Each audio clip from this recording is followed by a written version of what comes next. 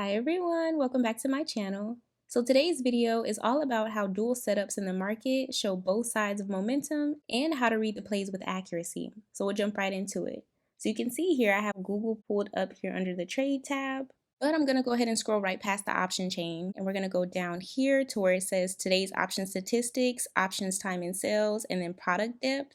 Now I've already made a video discussing today's option statistics, so I'll go ahead and leave a link for that down below.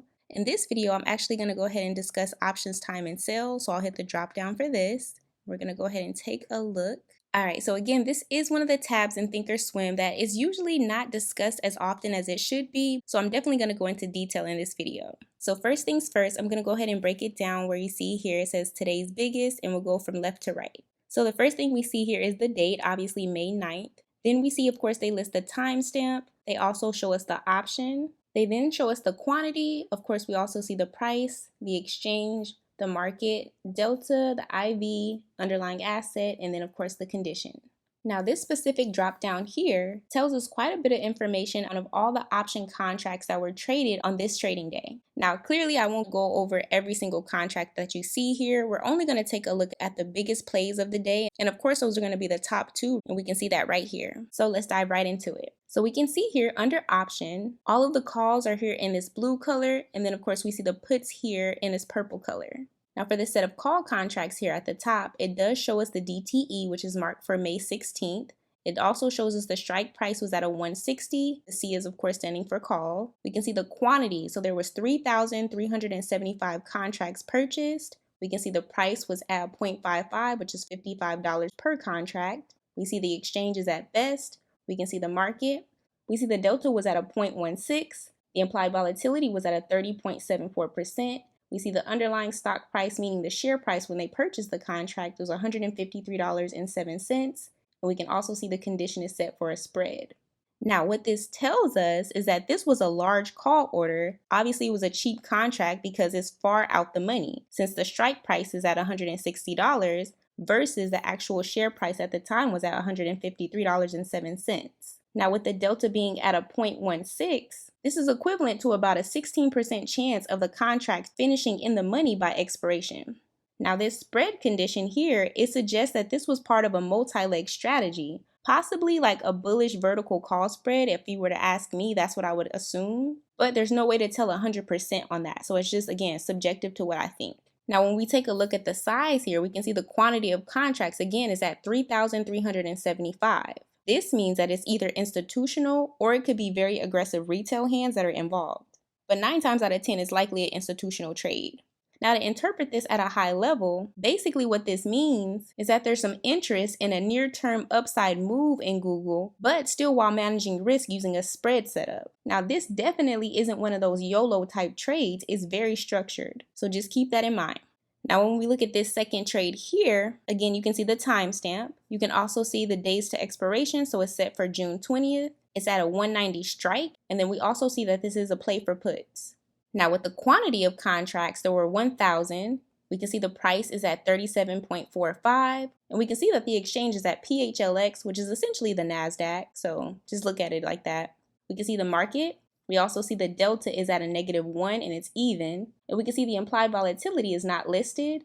And then we also see the underlying stock price was at $152.53 at the time of placing the trade. We also don't see anything listed under condition. So now what this tells us is that this is a deep in the money put simply because it's placed at this 190 strike here versus the actual share price was at $152. Now the delta being at a -1, this means that there's a 1-to-1 price movement with the stock, essentially functioning like a short position. Now this is a very high premium. Roughly over 3.7 million in premium was exchanged on this one trade. Now with no implied volatility and no condition tags, this suggests a straight directional trade. So in my opinion, this looks like a synthetic short stock play. Now it could be hedging a long equity position or expressing a bearish view with leverage. So again, keep that in mind as well. Now, institutions love this setup because it allows them to shift exposure without making too much noise, because there's nothing at all that's coincidental about this. And it could be maybe like offsetting risk in a different ticker or even banking on sector rotation. Either way, it's a signal. It's not just a trade, y'all. Now, just to give a strategic breakdown of this, of course, we see the call here is, again, it's at May 16th. It's a bullish trade that's short term with low cost. But on the put side, on the other hand, we see it at June 20th for the expiration. And this is clearly showing bearish conviction with a very high dollar value. Now, because of that, there are 3 possible scenarios that can play out that are super important to note. One, there could be a short-term upside bounce by May 16th with a capped profit zone. So that's the first thing that may happen. Or there may be some larger downside movement by mid to late June, since this large put play is either protecting a long or preparing for a slide. Now, the third option is that this could be a hedge options desk trade managing theta decay while holding directional exposure. So you may be wondering, okay, like, what does this mean? Why is it important? Y'all, let me break this down in the most simplistic way possible. When we're looking at this top play here on calls, we see again it's 3,375 contracts traded on a 55 cents premium. Now, mind you, this is deep out the money since the stock was only trading for $153.07 at the time, but this 160 strike is dictating that. So at first glance, this might look like a lotto style bet, but a few details point to this being very calculated, structured, and it's definitely not gambling. And let me show you how you can prove this to be true. Now, we all can see that purchasing this amount of contracts is not small money. This is literally gaining control over 337,500 shares. And if you multiply that by the premium price, that's a total capital outlay of a little bit over $185,000. Now, this type of size is rarely tossed at a long shot without hedging or pairing. Very rarely will you ever see that. And then on top of that, since we know this is a spread condition, this is revealing that this is not a standalone buy.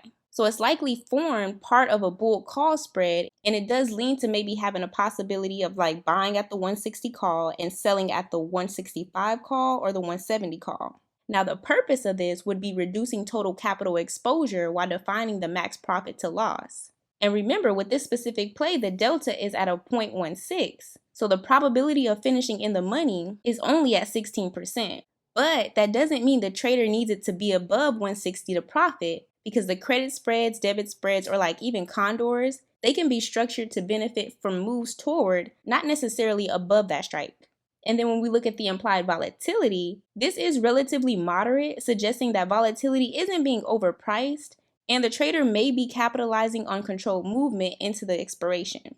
And then speaking of that, since this is a short-dated trade, barely a week out, the institutional player in this likely has a target zone or catalyst. It could be like a macro event, even like CPI information, for example. And they have that in mind, and it's structured to the trade to align with that window of time. So again, that's why I mentioned this is super predetermined and is very well thought out. Because a trade off the whim would usually involve buying cheap out the money calls with no hedging or pairing, and that's just hoping for a trade to go in your favor. But in this case, that didn't happen. And that's because this trade uses size, a spread label, and a specific delta control to suggest that there's a defined risk to reward framework. And quite possibly, if you ask me, it could just be selling at the 165 call. Now, the reason I say that is because you would be risking 55 cents to make $4.45. And that's if it closes above the 165 by May 16th. And then you could break even around 160.55. Again, it could play that way, it could not. It really just depends. But this looks like someone who sees momentum building short term and is definitely not a shot in the dark because it's controlled and the probability meets profit window is certainly approaching. So they would have to be playing this to their advantage. So I hope all of this makes sense. But let me go ahead and tie everything together so that we have full scope. Now, with this put play here, since the implied volatility is not listed, it may be part of a complex order flow. Now, y'all heard me mention that this could potentially be a synthetic short stop. Now, to give further clarity on why I say that, the delta being at a negative 0.1 behaves just like shorting the stock outright. And this means the option gains $1 in value for every $1 drop in Google share price. And the price being set at $37.45, hence $3,745 for the option premium, while the current stock price at the time was $152, this is a clear indication that they are not trading conventionally. Because it's $37.45 of intrinsic value, plus there's a small extrinsic edge, and it's deep in the money. So combining all of that is telling you this is definitely not an ordinary trade. Now, this is even further proven because buying a deep in the money put with a near -1 delta mimics the payoff of shorting 100,000 shares without actually borrowing the shares. And since it's done through options, there's no need to deal with the borrow fee or locate requirement because this is a cleaner institutional move. Now, how we know this is a telltale sign of that activity is because of the capital efficiency. This one trade right here is literally $3.7 million for 1,000 contracts, but that gives control over $15 million in notional value. So institutions often use this method to scale bearish exposure without being visible in the short interest data. So they do it in a way to kind of stay under the radar. Now the risk structure or hedging, this could be paired with like a long stock position to create a protective collar or to lock in gains. Either way it could play out. And it could also be a hedge against another portfolio leg. So for example, it could be like SPY or another type of ETF of correlated assets. Now taking the time frame into account, the put expires mid-June, so clearly it's not a scalp. It's a strategic play, likely against a major level or based on macro timing. Again, it could be like the Fed announcements, it could be an earnings cycle, a sector rotation, or like an ETF rebalance. And that happens more often than people acknowledge. Now, two key possibilities on this is that it could be a directional bearish move. If unpaired, this is a bold leverage downside position, I will say that. Now they do have the break-even point at $190, obviously minus the $37.45, which would equal to the $152.55, which was almost exactly where the stock was trading at. Y'all can see that nearly here, nearly perfect, right? And this just shows that it's a pure delta play. It's not looking for a cheap gamma. Like that's clear as day when you see that. So I hope y'all see what I'm talking about with that, because again, they're showing that this is purely about the delta. Now the second option on this could be a hedge for long stock. If it's paired with long shares, like let's say for example the put locks in value at $152.55, this could also kind of dictate the common and institutional books where asset managers want downside protection while holding long equity or convertible notes. That's a little deeper and more advanced, but again, that's likely a possibility as well. So all in all, y'all, what I'm saying on this specific trade is that this isn't a trade made for like an IV crush. They're not worried about a gamma ramp. And it's 100% certainly not a lottery style movement. It's about control, leverage, and precision, because these are showing classic signs of institutional money managing directional risk. Essentially, these are just really two big power plays because they're either adjusting exposure or locking in profit during uncertain macro setups. Now, clearly, whatever is about to happen is going to take place within a short amount of time. Now, the question still may be, why do these trades matter? You're probably asking, like, what does it mean? This has nothing to do with anything, right? Actually, it does, y'all. Now, why these trades matter is because the call spread suggests a target on a controlled upside move, while the synthetic short, it signals heavy bearish conviction or strategic hedging, showing both sides of the market are positioning with structure and definitely not emotion. Together, it reveals a sort of tug of war between calculated bullish momentum and institutional bearish protection, which is then hinting at a potential inflection point or strong volatility ahead. So I'm saying all of this to let y'all know that when these types of trades are made, literally Thinkorswim gives you everything. Like you can see the breakdown. They don't hide any of this information. None of this is a secret. All this is revealed. So it's important to kind of know this because it's really all about spotting the market's pre-planned moves. When you can recognize that they're setting up to shift momentum in a certain direction, you can position yourself ahead of the move with more precision. So if you're one to trade options, I always like to recommend that traders look at this options time and sell tab and look at the big money moves, because it's always best to have the information on how stocks are being traded with higher capital. So I hope all of this makes sense, y'all. And that's just about everything I wanted to cover in this video. Again, if y'all have any questions on any of the content, y'all of course let me know. So with that, that'll pretty much do it for this video. I do want to say thank y'all for all the love and support. We're a little over 2,000 now, so I appreciate each and every one of you. And I truly hope y'all are enjoying the content and getting value out of it. If so, feel free to leave me a comment down below. But yeah, y'all, as always, I thank y'all so much for watching, and I'll see y'all in my next one.